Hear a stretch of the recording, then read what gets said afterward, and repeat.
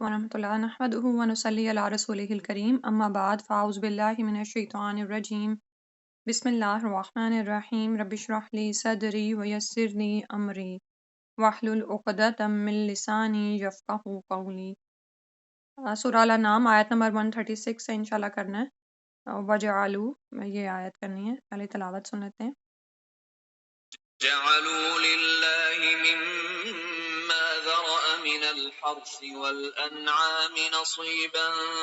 فقالوا هذا لله بزعمهم وهذا لشركائنا فما كان لشركائهم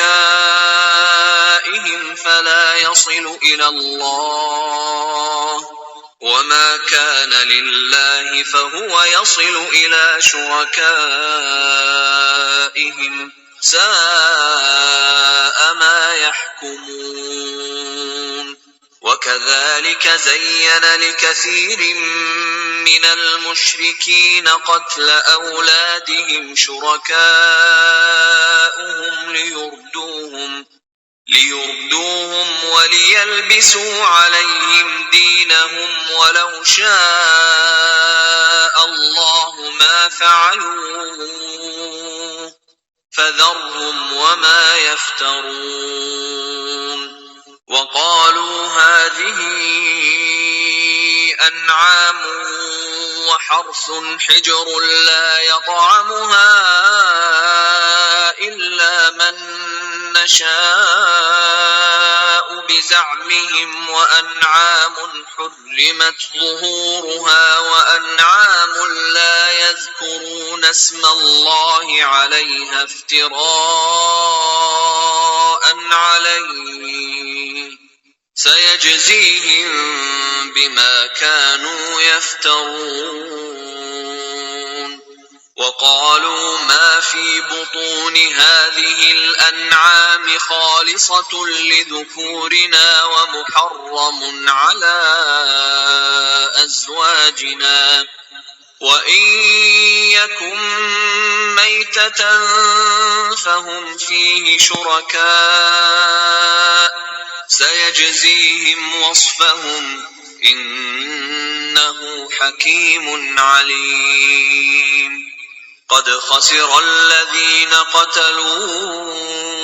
أولادهم سفها بغير علم وحرموا ما رزقهم الله افتراء على الله قد ضلوا وما كانوا مهتدين وهو الذي اعوذ باللہ من الشیطان الرجیم آیت نمبر 136 سے انشاءاللہ کرتے ہیں۔ اور آپ کو یاد ہوگا اس سے پہلے اللہ سبحانہ و تعالیٰ نے مشرکین مکہ کے باطل عقائد جو ان کے آخرت کے حوالے سے تھے اور اس کے علاوہ اللہ سبحانہ و تعالیٰ کے شرک کرنے کے حوالے سے تھے وہ بتائے تھے، ٹھیک ہے۔ ہم جنوں کے بارے میں بھی سارا کچھ پڑھ چکے ہیں کہ یہ اللہ سبحانہ و تعالیٰ کے ساتھ جنوں کو شریک ٹھہراتے تھے اور کسی وادی میں اترتے تو وہ اس وادی کے جن کی پناہ میں آتے، یعنی یہ سب وہ خرافات تھیں جو انہوں نے دین کا حصہ بنائی ہوئی تھیں۔ اسی طرح اب یہاں پر اس آیت نمبر 136 سے اہل عرب کی کچھ اور جہالتیں اور حماقتیں بتائی جا رہی ہیں جو کہ ان کے کھانے پینے کے معاملے میں ہیں، ٹھیک ہے۔ تو ہیں تو کھانے پینے کے معاملے میں، لیکن جب ایک انسان اللہ کا غلام ہے تو وہ اپنے تمام معاملات میں اللہ سبحانہ تعالیٰ کے احکامات ہی کی پابندی کرتا ہے۔ لیکن انہوں نے اپنے طور پر جو دین بنا رکھا تھا اور جو اس میں عقائد گھڑ رکھے تھے اس کا یہاں پر ذکر کیا جا رہا ہے۔ وجعلوا، اور انہوں نے بنا لیے، للہ، اللہ کے لیے، مما، اس میں سے جو ذرا اس نے پیدا کیا، یعنی جو کچھ اللہ سبحانہ تعالیٰ نے پیدا کیا ہے اس میں سے انہوں نے یہ کیا۔ ایک سیکنڈ،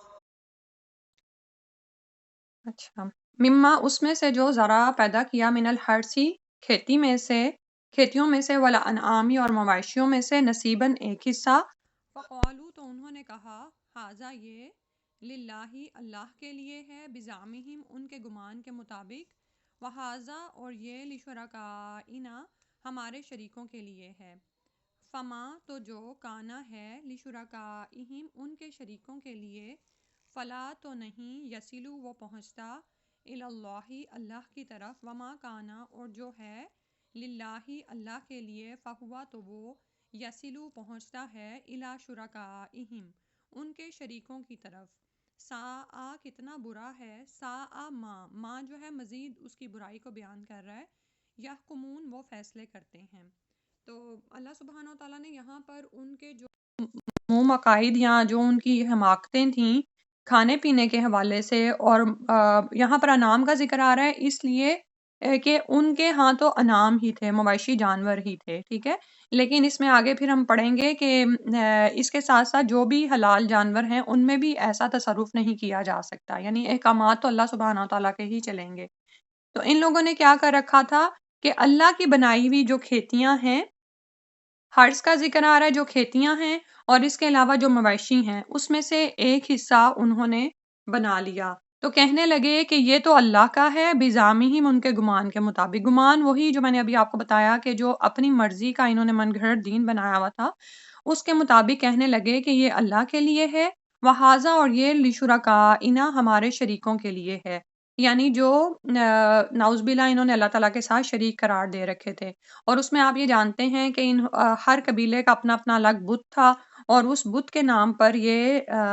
مختلف طرح کی رسومات کرتے تھے، نعوذ باللہ یعنی عبادت کے جو طریقے تھے وہ انہوں نے بتوں کے لیے مخصوص کر رکھے تھے۔ اسی طرح قربانی کرنا یا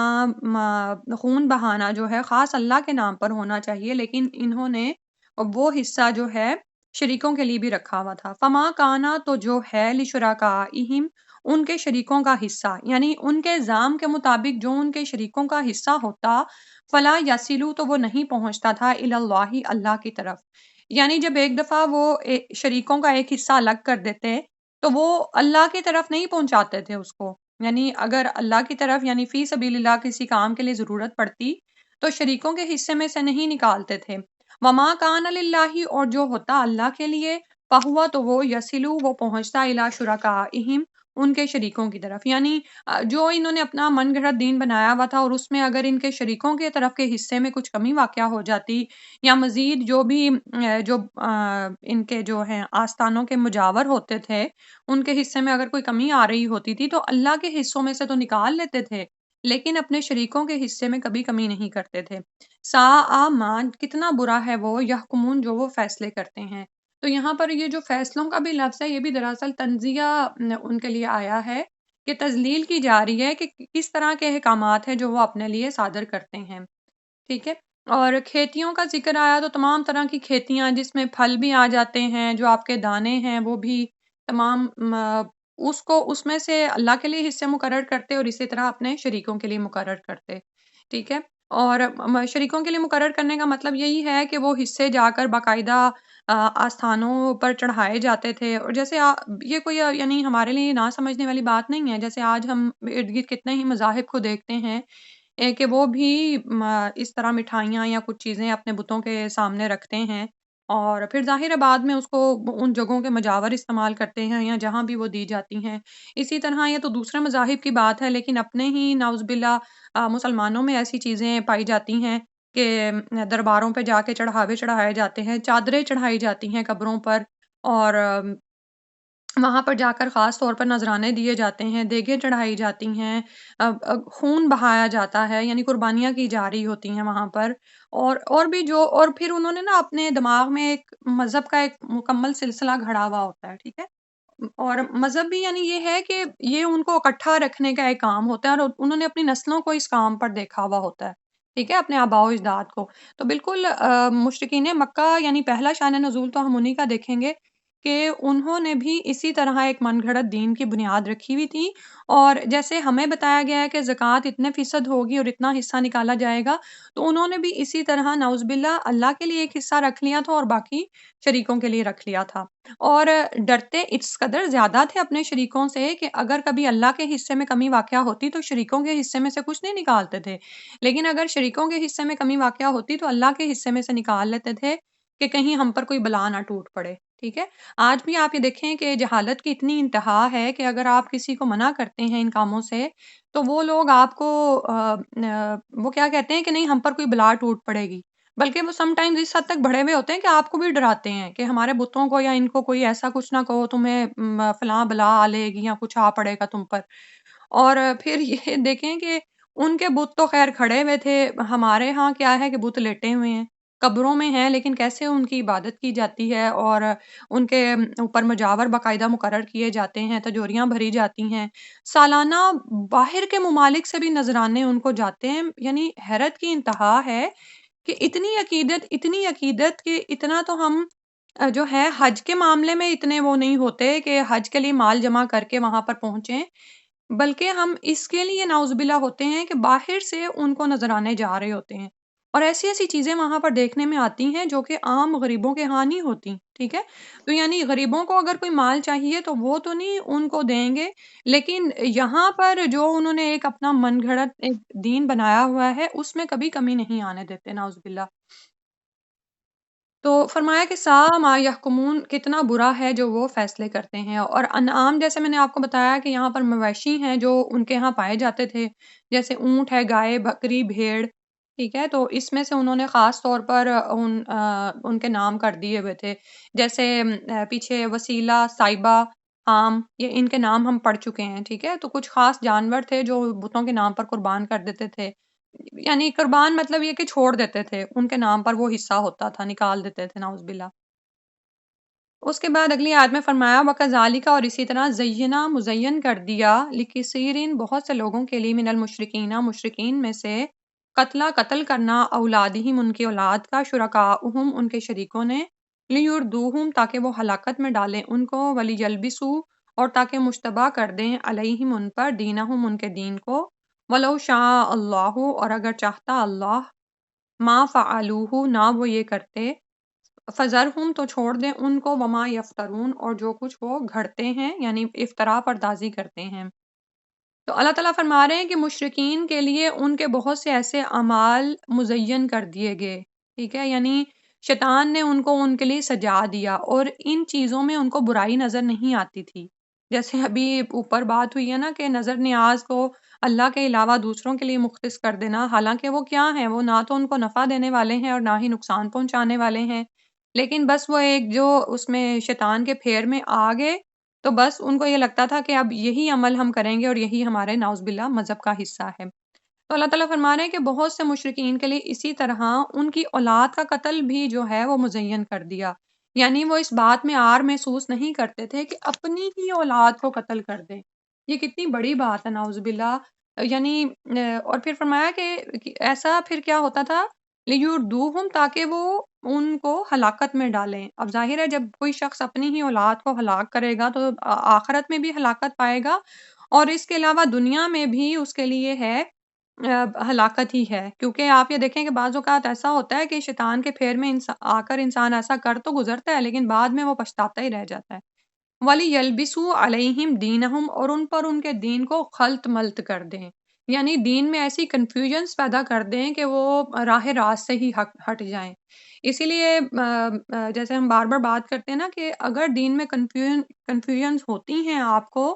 تو اس کا خاتمہ کیا جائے، ایسا نہ ہو کہ آپ بگاڑ کی طرف چلے جائیں، ٹھیک ہے؟ یعنی اصل راہ سے ہٹ جائیں۔ کبھی جو ہے شیطان عقائد میں بگاڑ ڈالنے کی کوشش کرتا ہے،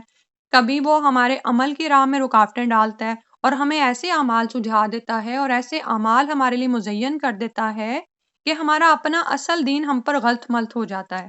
ٹھیک ہے؟ اور پھر ہم انہی غلط فہمیوں میں پڑے رہتے ہیں اور آگے سے آگے نعوذ باللہ بڑھتے چلے جاتے ہیں۔ تو اصل چیز کیا ہے کہ انسان وہیں پر رک جائے اور اصل دین کی تلاش کرے اور اس پر جم جائے۔ آپ یہ دیکھیں کہ عورتوں میں ہی سب سے بڑھ کر کیا حکم ہے جو ہمیں ماننا مشکل لگتا ہے، آپ ہی بتائیں؟ جس کے اوپر ہم ارد گرد سے بہت سارے فتوے بھی اپنے لیے لے آتے ہیں، اور کسی کی بات کو کچھ وہ اپنے لیے حجت بھی بنا لیتے ہیں۔ پردے کا؟ ہاں، پردے کے احکامات ہیں نا، میں کہتی ہوں کہ جو ہمیں سمجھ ہی نہیں آئے شاید ابھی تک بھی نا، یعنی عمر گزرنے والی ہو گئی ہے اور ہمیں پردے کے احکامات یا ویسے کوئی بھی جو ہیں، ایسا کیوں ہوتا ہے کہ دین ہم پر غلط ملط ہو چکا ہے؟ وہ اتنی زیادہ ایک تو سب سے پہلے تو یہ کہ وہی زینہ، مزین کر دیا ہے ہمارے لیے شیطان نے چیزوں کو، کہ عورتیں اب اس بات کو پسند کرتی ہیں کہ وہ اپنی نمائش کریں، ہر جگہ پر کریں۔ ہمیں کہیں جانا ہوتا ہے، ہمیں بے چینی لگ جاتی ہے کہ اب ہم کیا پہنے اور کیا کریں، کتنے ہی دن ہمارے اسی میں ہی ضائع ہو جاتے ہیں، ٹھیک ہے؟ اور ہم اس بات کو اپنے لیے بنیاد بنا لیتے ہیں کہ جی زینت تو عورت کا حق ہے، اس حق کی تلاش میں ہم کیا کیا کچھ کرتے ہیں، کچھ پتا نہیں۔ اچھا، اس کے بعد یہ ہے کہ مزید یہ کہ جب پردے کی بات آتی ہیں ایسی چیزیں، تو ہم اتنی زیادہ کنفیوژنس پھیلائی ہوئی ہیں، اتنے زیادہ یعنی فتوے ہیں، اور ہم ہر طرف منہ مار رہے ہوتے ہیں، ہر طرف پھر رہے ہوتے ہیں، لیکن اس میں ہے کیا؟ ایک تو یہی کہ جیسے اب مشرکین مکہ کے فعل کو اپنے سامنے رکھ لینا کہ وہ نسل در نسل جو چیز چلی آ رہی تھی اس میں کوئی غور و فکر نہیں کرتا تھا، اس کو ایز اٹ از وہ آگے سے آگے بڑھا رہے تھے، یعنی دین غلط ملت ہو چکا ہوا تھا۔ اب اس کی آگے ہم بلکہ ابھی سے آپ کو بھی پتہ ہی ہوگا کہ دین تو دراصل مکہ میں دین ابراہیمی ہی تھا، ٹھیک ہے؟ کیونکہ جیسے اس دن بھی بات ہو رہی تھی نا کہ کسی بھی بدعت کے پیچھے یا کسی بھی ایسی چیز کو جس کو انہوں نے شروع کیا ہوا ہوتا ہے، اس کے پیچھے کیا چیز ہوتی ہے اس بنیاد کو تلاش کرنے کی کوشش کریں، ٹھیک ہے؟ تو آپ اصل دین تک پہنچ جائیں گے۔ یعنی اصل دین تو الحمدللہ خلط ملط ہونے سے پاک ہے، کنفیوژن سے پاک ہے، غلط فہمیوں سے پاک ہے، لیکن جو سچے دل کے ساتھ اس کو قبول کرنا چاہے، ٹھیک ہے؟ تو ہم جانتے ہیں کہ ہسٹری ہمیں کیا بتاتی ہے۔ ابراہیم علیہ السلام نے اپنے بیٹے اسماعیل علیہ السلام اور ان کی والدہ کو مکہ کی بیاب و گیا وادی میں لا بسایا، ٹھیک ہے؟ اور وہاں پر جب زمزم نکلا ہے اور جرہم قبیلے نے اس کے اوپر پرندوں کو منڈلاتے دیکھا تو انہوں نے وہاں پر بسیرا کر لیا۔ اسماعیل علیہ السلام کی شادی جرہم قبیلے کی خاتون سے ہوئی اور پھر یہ نسل چلی، اور یہ لوگ دین ابراہیمی پر، یعنی قرآن میں بار بار ابراہیم علیہ السلام کے لیے حنفاء کا لفظ آتا ہے، حنیف کا لفظ آتا ہے، ٹھیک ہے؟ تو یہ وہی دین تھا، دین توحید تھا، خالص دین تھا جس پر اسماعیل علیہ السلام کی نسلوں کی بنیاد ہوئی۔ لیکن اس کے بعد جب جرہم قبیلے کے بعد خزاعہ کی باری آئی تو اس کا سردار عمر بن لحی تھا، اور اس نے کیا کیا تھا کہ اس نے بت لا کر رکھ دیے تھے، اور وہ بڑی انفلوئنشل پرسنالٹی تھا، یعنی یہ نہیں تھا کہ لوگ کوئی عام سا انسان تھا اٹھا اور بے وقوفی کی ایک بات کی اور وہ شروع ہو گیا کام، بلکہ لوگ اس کی بات سنتے تھے، وہ اثر رکھتا ہی تھا اس بات پر۔ تو اس نے جب بت لا کے رکھے تو آہستہ آہستہ تمام قبیلوں نے اپنا اپنا بت بنا لیا، اور آپ جانتے ہیں کہ رسول صلی اللہ علیہ وسلم کو جب مبعوث کیا گیا ہے بطور رسول کے، تو اس وقت خانہ کعبہ میں 360 بت موجود تھے، ٹھیک ہے؟ تو یہ ساری جو ہے پیچھے سے بنیاد ہے جو کہ رکھی گئی ہے، نعوذ باللہ۔ تو اس کے باوجود بھی ہم جانتے ہیں کہ رسول صلی اللہ علیہ وسلم جب مبعوث ہوئے ہیں مکہ میں،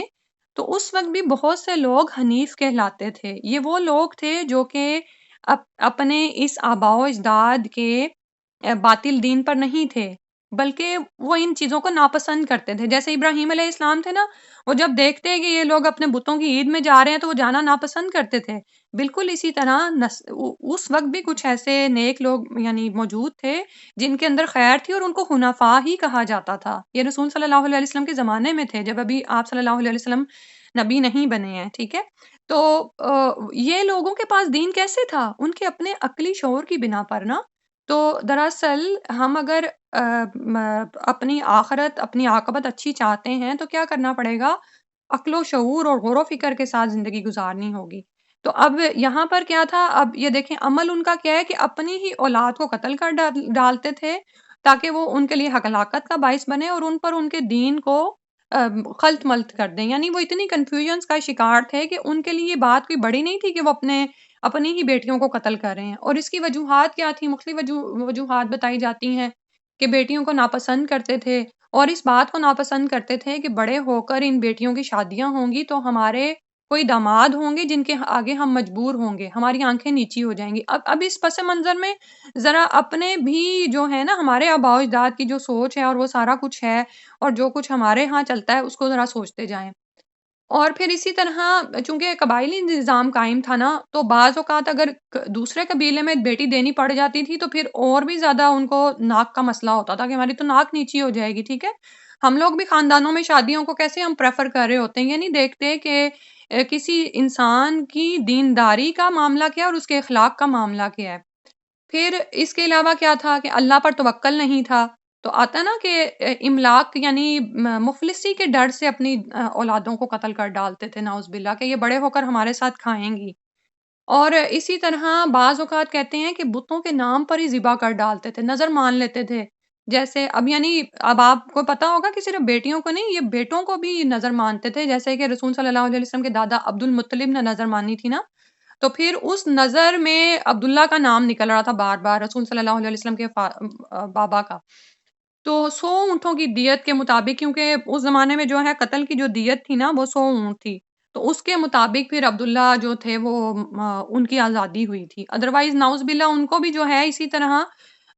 یعنی کر دینا تھا، دین کا حصہ بنا کے ہی ناؤز باللہ ان کو بھی ذبح کر ڈالتے وہ، ناؤز باللہ ولو شاء اللہ، تو فرمایا کہ اگر اللہ تعالیٰ چاہتے ما فعلوہ تو وہ ایسا نہ کرتے۔ اب یہاں پر وہی اللہ تعالیٰ کی مشیت اور اس کی ان کے ارادے کی بات ہو رہی ہے، فَذَرْهُمْ تو چھوڑ دیں ان کو، وَمَا يَفْتَرُونَ اور جو وہ باتیں گھڑتے ہیں، یعنی جو یہ کر رہے ہیں ان کو ان کے حال پر چھوڑ دو، جو یہ دین کو انہوں نے گھڑ کے بنایا ہوا ہے ان کو ان کے حال پر ہی چھوڑ دیا جائے۔ اور نعوذ باللہ اب اس میں آپ یہ دیکھیں کہ آج اگر ہم اپنا حال دیکھیں تو ان کے وہ سردار تھے جنہوں نے مس لیڈ کر کے ایک نیا دین بنا ڈالا تھا نا، آپ دیکھیں کہ کتنی خواتین ہیں جو فتویٰ لیتی پھرتی ہیں کہ ہم ابارٹ کرا لیں، اور پھر اس معاملے میں والد جو ہے وہ آگے آگے ہوتے ہیں، زبردستی کی جاتی ہے بیویوں پہ، اپنی بہوؤں پہ کہ وہ یہ کام کر لیں، اور ان کے پیچھے بھی کیا ہوتا ہے، حال یہی ہوتا ہے کہ یہ بیٹیاں ہیں، اب بڑے ہو کے جو ان سا ہے ہم ان کو افورڈ نہیں کر سکتے، اولاد کو اگر یہ نہ بھی پتہ چلے کہ بیٹا ہے یا بیٹی ہے تو پہلی سوچ تو یہی ہوتی ہے کہ ہم افورڈ نہیں کر سکتے، 2 ہیں وہی کافی ہیں، وہی کھائیں پیئیں گے، اور اگر زیادہ ہو گئے تو پھر ہماری اولاد پھر ہماری دولت بھی زیادہ لوگوں میں تقسیم ہوگی، پھر اور مسائل پیدا ہوں گے، تو ایسی چیزیں ہیں کہ زینا لکثیر من المشرکین، کہ شیطان نے ان چیزوں کو ہمارے لیے سجا دیا ہے، ٹھیک ہے، اور لیکن آپ یہ دیکھیں کہ پھر جب ان کو جو حسرتیں ہوتی ہیں لیردوہم، بعض اوقات بہت سے ایسی واقعات سننے میں آئے کہ کسی جوڑے نے شروع میں تو ختم کرا لی اولاد، لیکن اس کے بعد اولاد ہوئی ہی نہیں، یا پھر یہ کہ بعد میں جو اولاد ہوئی اس کی جان کے لالے پڑ گئے، تو سوچنے والی بات ہے کہ ایک وہ اولاد ہے جس کو اپنے ہاتھوں بھیجا، اور ایک وہ جو اللہ مانگ رہا ہے، اب بیماری کی حالت میں فوت ہو رہی ہے، اس کے لیے وہ اتنے زیادہ بے چین ہے۔ تو اللہ سبحانہ و تعالیٰ سے دعا ہے کہ وہ ہمیں دین کی اصل سمجھ عطا فرما دیں، اور یعنی پھر ایسے سوالات کیے جاتے ہیں، اچھا 4 ماہ سے پہلے کرا لیں، 3 ماہ سے پہلے، استغفر اللہ، اور ایک پورا سیٹ اپ قائم ہے جس میں ڈاکٹرز بھی اور سب اس میں شامل ہوتے ہیں، استغفر اللہ۔ تو آپ یہ دیکھیں کہ جیسے ہم نے قتل کے بارے میں احکامات پڑھے تھے، تو یعنی اور پھر یہ کہ وہ سارے لوگ اس قتل میں شریک ہو جاتے ہیں، جس کا بھی جو حصہ ڈل رہا ہوتا ہے، نعوذ باللہ من ذالک۔ اس کے بعد اگلی آیت میں فرمایا وقالو، اور انہوں نے کہا حاضی ہی یہ انعام مویشی ہیں، وحرسن اور کھیتیاں، ہجر ممنوع ہیں، ہجر جو ہے نا یہ رکاوٹ سے ہے، عقل کو بھی ہجر کہتے ہیں کیونکہ وہ بھی انسان کو سمجھاتی ہے، روکتی ہے، تو اب یہ بھی ان کے اپنے ہی منہ کی باتیں تھیں، کہتے تھے کہ یہ مویشی اور یہ کھیتیاں یہ ممنوع ہیں، لا یطعمھا نہیں کھائے گا اس کو، الا مگر من نشاء جس کو ہم چاہیں، بزعمہم ان کے گمان کے مطابق، وانعام اور کچھ ایسے مویشی ہیں، حرمت حرام کی گئیں، ظہورھا ان کی پیٹھیں، یعنی ان کی پیٹھوں سے مطلب ہے کہ ان پر سوار ہونا حرام ٹھہرایا ہوا تھا انہوں نے، وانعام اور کچھ مویشی لا یذکرون جس پر وہ ذکر نہیں کرتے، اسم اللہ اللہ کے نام کا، علیہا اس پر، افطران جھوٹ گھڑتے ہوئے، علیہ اس پر، سیجزیہم ان قریب وہ بدلہ دے گا، یعنی اللہ سبحانہ و تعالی، بما بوجہ اس کے جو کانو تھے وہ یفترون وہ افطرا پردازی کرتے تھے، استغفر اللہ۔ اب یعنی حالت ان کی یہ ہے کہ اگلا ایک اور انہوں نے کیا اپنے لیے گمان کے مطابق دین کا حصہ بنایا ہوا تھا کہ کچھ کھیتیوں اور کچھ مویشیوں کو یعنی کہتے تھے کہ یہ نہیں ان کو کھائے گا مگر کچھ لوگ، ٹھیک ہے، یعنی مرد ہمارے کھا سکتے ہیں یا عورتیں نہیں کھا سکتی، اور بچوں میں سے بھی لڑکوں کو کھلاتے اور لڑکیوں سے روک لیتے، ٹھیک ہے، اور جیسے ہم پڑھ چکے ہیں کہ وسیلہ ہیں، حام ہیں، یا جو بھی وہ مویشی تھے وہ ایک ٹپیکل حد کو پہنچتے تو پھر ان کو اپنے بت کے نام پر آزاد چھوڑ دیتے تھے، ٹھیک ہے، اور اسی طرح کھیتیوں میں سے جب پیداوار حاصل ہوتی تو اس میں بھی اپنے شریکوں کا حصہ رکھتے، اور پھر اس میں یہ انہوں نے پہلے سے حصہ رکھا ہوتا تھا کہ اس میں سے کون کون کھائے گا، مثال کے طور پر جو ان کے آستانوں کے مجاور ہوتے تھے یا ان کی خدمت کرنے والے ہوتے تھے، اور وہ بھی زیادہ تر مرد حضرات ہی ہوتے تھے، ان کو وہ سب کچھ پہنچتا تھا، عورتوں کو نہیں پہنچتا تھا، ٹھیک ہے؟ اب یہ دیکھیں کہ جانوروں میں سے گوشت جس میں لحمیات ہوتی ہیں، آپ میں سے جو بھی سائنس پڑھتا ہے زیادہ جانتا ہوگا، ٹھیک ہے؟ گوشت ہماری زندگیوں کے لیے کتنا ضروری ہے، وہ مردوں کے لیے مختص ہے۔ اسی طرح کھیتیوں میں سے آپ کو کتنی زیادہ وہ پروٹینز اور یہ چیزیں حاصل ہوتی ہیں، اب وہ کس کے لیے ہیں؟ وہ بھی مردوں کے لیے مختص ہیں۔ جیسے بتایا زیادہ تر ان کے مجاور مرد ہی ہوتے تھے، عورتیں کہاں کام کرتی ہیں وہاں پہ جا کے۔ تو ہمارے ذوم کے مطابق جس کو ہم چاہیں گے وہ کھلائیں گے۔ اسی طرح کچھ جانوروں پر سواری حرام کر دیتے کہ اس پر کوئی نہیں بیٹھے گا، وہ بتوں کے نام پر آزاد پھرتے، چاہے وہ کسی کی کھیتیاں تباہ کریں، چاہے وہ ادھر کہیں بھی گھومیں، اس سے ان کو کوئی مطلب نہیں ہوتا تھا۔ اور کچھ مویشی ایسے تھے کہ ان کو ذبح کرتے یا ان پر جب سوار ہوتے تو اللہ کا نام نہیں پڑھتے تھے، یعنی بسم اللہ اللہ اکبر کہہ کے جیسے ہم قربان کرتے ہیں، یا سبحان الذی سخر لنا ھذا، تو وہ یہ نہیں کہتے تھے، وہ اپنے بتوں کے نام پر اس کو مختص رکھتے تھے اور اللہ کا نام اس پر نہیں لیتے تھے، افتران علیہ، اس پر جھوٹ گھڑتے ہوئے۔ اور پھر یہ ساری باتیں وہ کہتے کیا تھے کہ یہ ہمارے دین کا حصہ ہیں، اللہ پر جھوٹ گھڑتے ہوئے۔ تو اللہ تعالیٰ نے فرمایا کہ ان قریب اللہ تعالیٰ ان کو ان کے وصف، ان کے جو کہہ رہے ہیں اس کی سزا دے گا، ان قریب وہ اس کا بدلہ پائیں گے، بما کانوا یفترون، جو وہ افترا گھڑتے ہیں، یعنی جو بھی وہ جھوٹی باتیں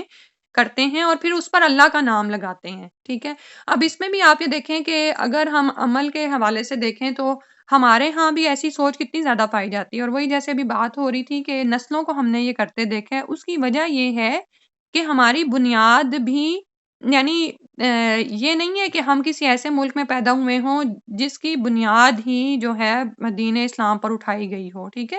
ہمارے ہاں بہت سے رسم و رواج، یعنی میں خاص اب پیچھے بیک ہوم برے صغیر پاک و ہند کی بات کر رہی ہوں، کہ وہاں پر جو رسم و رواج ہیں وہ ہندوؤں سے آئے نا، ٹھیک ہے؟ تو ہندوؤں کے ہاں بھی اسی طرح کی چیزیں پائی جاتی ہیں کہ کچھ چیزوں کو وہ اپنی عورتوں کے لیے حرام کر دیتے ہیں۔ تو آپ نے کبھی دیکھا ہوگا کچھ خاندان ایسے ہیں کہ اگر گھر میں آلو گوشت پکتا ہے نا تو گوشت کی بوٹیاں لڑکوں کے لیے رکھی جاتی ہیں کہ انہوں نے باہر کے بڑے بڑے کام کرنے، عورتوں کو اس سے محروم کر دیا جاتا ہے۔ اور یہ چیز اتنی زیادہ ہو جاتی ہے کہ جب عورتیں اپنے گھروں کی مالک بنتی ہیں تو وہ بھی خامندوں کے لیے نکالیں گی حصہ اور بیٹوں کے لیے نکال دیں گی، اور اس کے بعد بچا کچھا کس کے لیے ہوتا ہے؟ وہ ماں کھا رہی ہے۔ اسی لیے 2-4 بچے پیدا ہوتے ہیں اور ماں لیٹ جاتی ہے بیڈ پہ، وہ اس قابل ہی نہیں ہوتی کہ زندگی کے بڑے بڑے کام کرے، کیونکہ ساری عمر نہ لحمیات ملی، نہ کوئی پروٹین ملے، نہ کوئی پراپر ڈائٹ ملی، نہ اب یہ دیکھیں نا کہ جب مویشی ہی روک دیا گیا ہے تو مویشی کا دودھ بھی حرام ہے۔ دودھ بھی آپ یہ دیکھیں کہ الحمدللہ اللہ کا احسان ہے، ہمارے گھروں میں تو ہے، لیکن بیک ہوم میں آپ کتنے ہی گھروں کے بارے میں جانتے ہوں گے کہ گھر میں دودھ ہی نہیں آتا ہے۔ اتنا دودھ آتا ہے کہ صرف اس میں ہلکا سا ایسے پتی ڈالی جاتی ہے اور اس کو بنا لیا جاتا ہے۔ تو دودھ جو ایک اہم ضرورت ہے عورت کی، وہ اس سے محروم رہتی ہے، اسی لیے ہڈیاں چٹکھٹاتی ہیں، سردیوں کے موسم میں جو صورتحال ہوتی ہے اور جو بھی، تو اللہ سبحانہ و تعالیٰ ہی ہمیں ہماری بہترین رہنمائی فرمانے والا ہے کہ یہ بھی کوئی تقویٰ کی بنیاد نہیں ہے کہ آپ اپنے اوپر چیزوں کو حرام کر لیں جن چیزوں کی آپ کو ضرورت ہے۔ اور یا پھر یہ ہوتا ہے کہ گھر کا جو بچا کچھ ہے وہی عورتیں کھا کے اپنا وزن بڑھا لیتی ہیں، ٹھیک ہے؟ یعنی پراپر ڈائٹ تو لینی نہیں ہے لیکن باقی چیز، اور یہ بہت زیادہ اس چیز کی ٹریننگ ہونے والی ہے۔ تو اور مشرکین مکہ کے ہاں تو یہ تھا کہ وہ اس کو دین کا حصہ بنائے ہوئے تھے اور اللہ پر افتراء بردازی کرتے تھے کہ اللہ تعالیٰ نے ہمیں کہا ہوا ہے نعوذ باللہ۔ اور اسی لیے جو ہے اگر کبھی آپ سے کوئی پوچھے بھی نا کہ آپ دین حاصل کریں، فلاں بتائیں جی، فلاں حلال ہے یا فلاں حرام، تو فوراً ہی نہ کہہ دیا کریں کہ نہیں یہ بھی حرام ہے وہ بھی حرام ہے، جب تک کہ آپ کو اس کا اصل علم نہ ہو، ٹھیک ہے؟ کیونکہ یہ نعوذ باللہ اللہ پر افطرا گھڑنا ہے نا، کسی انسان پر اگر ہم کوئی جھوٹا الزام لگائیں تو اس کو کتنا برا لگتا ہے نا۔ تو نعوذ باللہ اللہ سبحانہ و تعالیٰ جو اتنے اختیارات کے مالک ہیں، جو قدرت رکھتے ہیں، اگر نعوذ باللہ انسان انہی پر ہی ایسے کر رہا ہے تو یہ کتنا بڑا شرک ہے کہ اپنے احکامات کو انسان اللہ پر لگا رہا ہے۔ پھر اس کے بعد اگلی آیت میں فرمایا وقالو، اور وہ کہتے ہیں ما فی بطونی، جو کچھ ہے پیٹوں میں، حاذہ الانعامی، ان مویشیوں کے، خالصۃ، خالص طور پر، لذکورنا، ہمارے مردوں کے لیے، و محرم، اور حرام ہے، علی ازواجنا، ہماری عورتوں پر۔ اب یہ ایک ان کا اور من گھڑت عقیدہ تھا کہ مویشیوں کے پیٹوں میں جو بچہ ہوتا تھا نا، وہ کہتے تھے کہ وہ خاص طور پر ہمارے مردوں کے لیے ہے اور ہماری عورتوں پر حرام ٹھہرایا گیا ہے۔ وَإِن یکن، اور اگر وہ ہوتا تھا، میتتن، مردہ، فہم فیہ شرکاء، تو پھر اس میں سبھی شریک ہیں، یعنی اگر وہ مردہ ہوگا تو پھر اس میں سب شریک ہیں، یعنی سارے ہی کھائیں گے۔ سَيَجْزِيهِمْ وَصْفَهُمْ، ان قریب بدلہ دے گا ان کو، وصفہم ان کے جھوٹ کا، یعنی ان کی جو ان کے بیان کا، اور ان کا بیان دراصل کیا ہے؟ جھوٹ ہے۔ ان کی حالت کیا ہے اس وقت؟ یہ جھوٹی بات کہہ رہے ہیں۔ انہو بے شک وہ حکیم خوب حکمت والا ہے، علیم خوب جاننے والا ہے۔ تو اب یہ بھی ان کا جھوٹ تھا جو انہوں نے اللہ پر باندھا ہوا تھا، اپنے دین کا حصہ بنایا ہوا تھا، اور کہتے تھے کہ مویشیوں کے پیٹوں میں جو کچھ ہوگا وہ ہمارے مردوں کے لیے ہوگا، یعنی جو بھی بچہ وہ جنیں گے، اور اگر وہ مردہ ہوگا تو پھر عورتوں مردوں دونوں کے لیے ہو سکتا ہے۔ استغفر اللہ۔ پھر اس کے بعد اگلی آیت میں فرمایا قد خسر الذین، تحقیق خسارہ اٹھایا ان لوگوں نے، قتلوا جنہوں نے قتل کیا، اولادہم اپنی اولاد کو، صفن نادانی سے، بغیر علم، بغیر علم رکھتے ہوئے، یعنی ان کو اس بات کا علم نہیں تھا، جہالت میں انہوں نے نادانی میں ایک کام کیا، حماقت میں، وحرموا اور انہوں نے حرام ٹھہرایا، ما رزقہم اللہ جو رزق اللہ نے ان کو دیا تھا۔ سفاہم جو ہے وہ حماقت ہے، بے وقوفی، ٹھیک ہے۔ سفیہ ہے نا، جیسے ہم پیچھے پڑھ چکے ہیں، مجھ سے یہاں پہ غلطی ہوئی ہے۔ وحرموا اور انہوں نے حرام کیا، ما رزقہم اللہ جو رزق ان کو دیا اللہ نے، افطرا گھڑتے ہوئے، علی اللہ اللہ پر، قد دلوا تحقیق وہ بھٹک گئے، وما کانوا مہتدین اور نہیں تھے وہ ہدایت پانے والے۔ تو اب یہاں پر اللہ سبحانہ و تعالیٰ نے ان کا انجام بتا دیا۔ وہ لوگ جنہوں نے اپنی اولادوں کو قتل کر دیا اور بے وقوفی سے، اور وہ اس بات کا علم نہیں رکھتے تھے، یعنی ان کو اس بات کا علم نہیں دیا گیا تھا کہ وہ یہ عمل کریں، تو ایسے ہی لوگ ہیں جنہوں نے خسارہ اٹھایا۔ اور خسارہ دراصل کیا ہوتا ہے؟ آپ جانتے ہیں کہ انسان جب کوئی کاروبار کرتا ہے اور اس میں نہ تو اس کو فائدہ حاصل ہوتا ہے، بلکہ اس کا الٹا اتنا نقصان ہوتا ہے کہ اصل لگایا ہوا بھی ڈوب جاتا ہے، ٹھیک ہے؟ تو یہ دراصل ان لوگوں نے اپنے آپ کو ہلاکت میں ڈالا، اپنا ہی خسارہ کیا، اور انہوں نے حرام ٹھہرایا جو اللہ نے ان کو رزق دیا تھا، ٹھیک ہے؟ اور وہ کیا کچھ ہے، جیسے ابھی ہم نے پڑھا ہے کہ اپنی مرضی سے، اور یہاں پر پھر آگے یہود کا بھی ذکر آئے گا، یہود نے بھی یہی کچھ کیا ہوا تھا نا، تو اللہ تعالیٰ نے پھر ان پر ان کے دین کو سخت کر دیا تھا۔ اور مشرکین مکہ کا کیا معاملہ تھا کہ بہت سارے جانور جو اللہ سبحانہ و تعالیٰ نے خاص کھانے کے لیے پیدا کیے ہیں، وہ نہ صرف یہ کہ ان کو بتوں کے نام پر چھوڑ دیتے، تو پھر نہ ان کا دودھ پیتے تھے اور نہ ہی ان کو ذبح کر کے ان کا گوشت کھاتے تھے۔ استغفر اللہ۔ اب یہ دیکھیں کہ جب ایک چیز پیدا ہی انسانوں کے لیے کی گئی ہے تو اس کو انسان افترا کرتے ہوئے اپنے اوپر حرام قرار دے لے۔ اور یہ چیز آج کل ہمیں عام لوگوں میں بھی، جیسے لوگ کیا کہتے ہیں کہ جی جانوروں کو کھانا ایک یعنی رحم کے خلاف چیز ہے، اور وہ نہیں کھاتے ہیں نعوذ باللہ۔ اور اس کے علاوہ آپ یہ دیکھیں کہ اللہ سبحانہ تعالیٰ نے جب یہ چیزیں پیدا ہی کھانے کے لیے کی ہیں، تو ان کو اگر چھوڑ دیا جائے تو زمین کا جو وہ سرکل ہے نا پورا، وہ کتنی بری طرح سے متاثر ہوگا۔ جیسے اس دن بھی ہم نے پڑھا تھا نا، جب ان جانوروں کے بارے میں ہم پڑھ رہے تھے کہ یہ حلال کیے گئے ہیں، تو اس میں کیا ہے کہ ان جانوروں کی پیدائش بھی زیادہ ہوتی ہے، ٹھیک ہے؟ اور یہ پیدا ہی جو ہیں ہمارے کھانے کے لیے کیے گئے ہیں، اور آپ یہ دیکھیں کہ جب بسم اللہ پڑھ کر ان کو قربان کیا جاتا ہے تو یہ خوشی سے اللہ کے نام پر قربان ہوتے ہیں، ٹھیک ہے؟ بالکل اسی طرح جیسے کھیتیوں میں سے جو بھی اگتا ہے وہ ہمارے لیے ہے، ہمارے کھانے کے لیے۔ اب اگر ہم 1 درجن سیب چھوڑ دیں اور ہم کہیں کہ ہم ان کو نہیں کھائیں گے، اور یہ تو کیونکہ آپ دیکھیں پودوں میں بھی تو زندگی پائی جاتی ہے، اگر کوئی ان کو سمجھائے کہ پودوں میں بھی تو زندگی ہے تو پھر پودوں کو کیوں کھاتے ہو، ٹھیک ہے؟ تو اگر ہم 1 درجن سیب کسی جگہ پر چھوڑ دیں تو وہ کیا ہوگا؟ خراب ہوں گے نا۔ بالکل اسی طرح بہت سے جانور آپ نے بیک ہوم میں بھی دیکھے ہوں گے، کوئی گائے تھی تو وہ کسی یعنی کیا کہتے ہیں اس کو، مزار کے نام پر چھوڑ دی جاتی ہے، یا کوئی بھی جانور اب وہ کہیں بھی جاتا ہے ادھر ادھر، اور بعض اوقات تو ایسی لاوارث گائے یا جانور کیا ہوتا تھا، کرنٹ لگنے سے ہی مر جاتے تھے۔ اب وہ کرنٹ لگنے سے مرے ہیں، چاہے اس کو کتا کھائے یا جو بھی کھا جائے، بس انسانوں نے نہیں کھانا۔ اسی طرح بعض اوقات اب مجھے آج بھی ایک بچہ یاد آ رہا تھا کہ اس کے سر پہ نا ایک کڑا پہنا کے اس کو رکھا جاتا تھا، تو اس کا سر چھوٹا ہو جاتا تھا، اور اس کو دولے شاہ کی چوئی کے نام سے پکارا جاتا تھا۔ استغفر اللہ، یعنی انسانوں کے ساتھ یہ معاملہ ہے۔ یعنی انسان کی یعنی بے وقوفی کی انتہا ہے کہ وہ کس حد تک جا سکتا ہے بغیر علم نہ رکھتے ہوئے۔ جب علم نہیں ہے تو پھر انسان جہاں بھی چاہے ٹکرے مارے، اور جس کو چاہے اپنے اوپر حرام قرار دے دے۔ یعنی یہ جیسے بچے کی ابھی بات ہو رہی تھی، تو جب اللہ نے اولاد دی ہے تو پھر اس کو یہ ٹھہرانا کہ اس مزار والے کے ہاں سے مجھے اولاد ملی ہے تو اس کے نام پر اس کو چھوڑ دینا، اور وہ اس کے ساتھ جیسی بھی زیادتی کرے نعوذ باللہ، اور پھر یہ کہ اس کو متبرک سمجھ کے اس کے راستے سے ہٹا جاتا تھا، پھر نا وہ بچہ جہاں بھی چاہتا تھا جو بھی کرتا تھا، افتران علی اللہ، اللہ پر افترا گھڑتے ہوئے، یعنی جھوٹی بات اللہ کے نام پر لگاتے ہوئے کہ اللہ تعالیٰ نے ہمیں اس کا حکم دیا ہے۔ تو اللہ تعالیٰ نے فرمایا قد دلو، تحقیق وہ بھٹک گئے، وما کانوا مہتدین، اور نہیں تھے وہ ہدایت پانے والے۔